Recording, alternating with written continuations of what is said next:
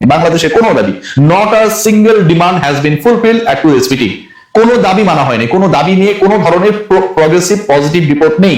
কোন member country, ফুল member country বাংলাদেশের এই ইস্যুতে ইন্ডিয়াকে, বিসিসিআই কে, আইসিসি কে বলে নাই যে বাংলাদেশে বেরো, ঠিক আছে ইন্ডিয়াতে গেল, অন্য বেরোতে গিয়ে গেল, অন্য যেখানটা সিকিউরিটি তুলনামূলকভাবে ভালো, রিস্ক ফ্যাক্টর কম, সেখানটা গিয়ে খেলুক। এই আলোচনাটা পর্যন্ত কোনো ফুল মেম্বার কান্ট্রি করে নাই।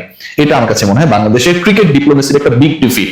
আমরা খেলতে চাইনি, ভালো কথা, আমাদেরকে অপশন দেওয়া হয়েছে, খেললে ইন্ডিয়া খেলতে হবে, না খেললে না, আমরা হয়তো সেকেন্ড অপশনটাই চুজ করবো, আমরা খেলবো না।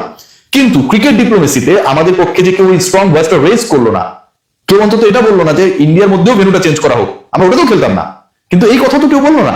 এটা আমার কাছে মনে হয় বাংলাদেশের ক্রিকেট ডিপ্লোমেসিতে একটা বিগ ডিফিট, এবং সেই ডিফিটটা আজকে আমরা অর্জন করলাম।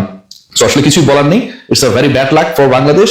এবং আগামী 24 ঘন্টা ঠিক না, ইনফ্যাক্ট 16-17 ঘন্টার মধ্যে Bangladesh government they have to write formally to the ICC that ultimately they are going to India to take part in the upcoming World Cup or not. But the result is negative. Bangladesh যাবে না, বাংলাদেশকে ছাড়াই আমরা আগামী বিশ্বকাপটা হয়তো দেখবো, খোঁজ রাখবো, এবং সেটাই হতে যাচ্ছে। এটা খুবই দুঃখজনক। সবাই ভালো থাকবেন।